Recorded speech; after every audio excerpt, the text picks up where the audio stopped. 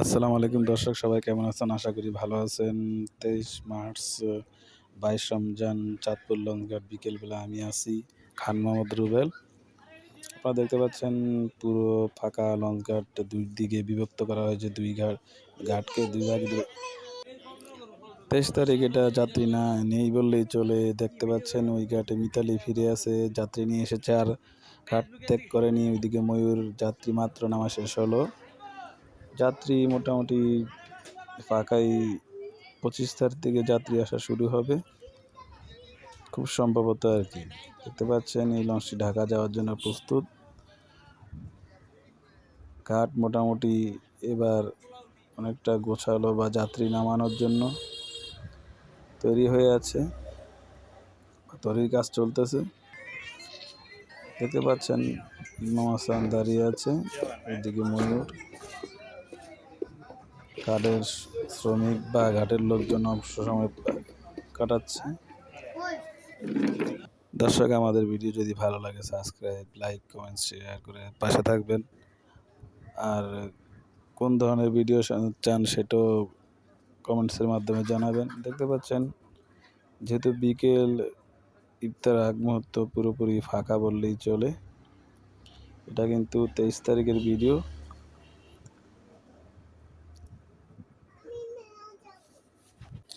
এই লঞ্চ ঘাট আর কিছুদিন পর সর্ষে ধরার জায়গা থাকবে না।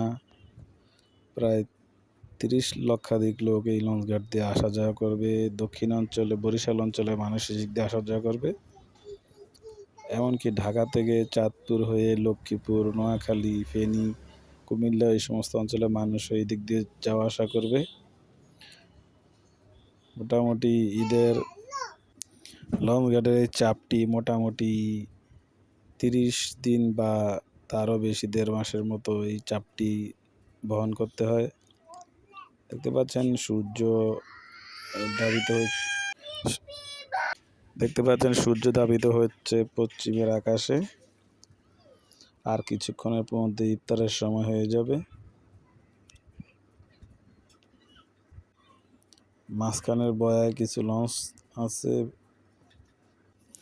সব মিলিয়ে লঞ্চ এবং লঞ্চ গার্ড সব ক্ষেত্রেই ফাঁকা। যদিও ২৫ তারিখের চিত্র ভিন্ন, সেটার ভিডিও আসতেছে। আমি এখন মিতালি লঞ্চের ভিতরে। দেখতে পাচ্ছেন লঞ্চের ভিতরে পরিবেশ। এই লঞ্চগুলি আর কয়েকদিনের ভিতরে লঞ্চের জায়গা হবে না মানুষ দাঁড়ানোর মতো। এত পরিমাণ মানুষ নিয়ে আসবে ঢাকা থেকে চাঁদপুর। ঢাকা চাঁদপুর রুটের লঞ্চ এটা 10টা বাজে, সকাল 10টা সম্ভবত ঢাকা থেকে ছেড়ে আসে, চাঁদপুর থেকে রাত 10টায়। দেখতে পাচ্ছেন নতুন সিঁড়ি, নতুন পন্টুন, নতুন ভাবে সবকিছু তৈরি করা হয়েছে যাত্রী নামানোর জন্য।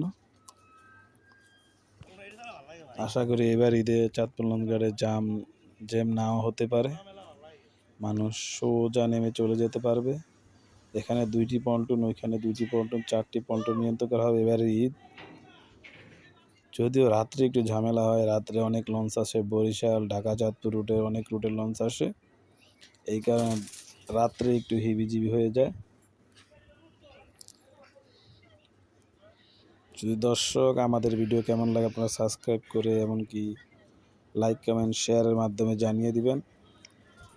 আমি এখন চলে যাব ওই পল্টনে, যেহেতু লঞ্চটা এদিকে টাচ করে আছে, এখান দিয়ে নেমে ওই পল্টনে চলে যাব। যদিও রোজা রেখে সাইড দিয়ে হাঁটতে ভয় লাগে,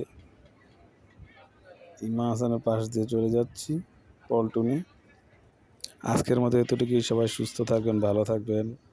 আল্লাহ হাফেজ।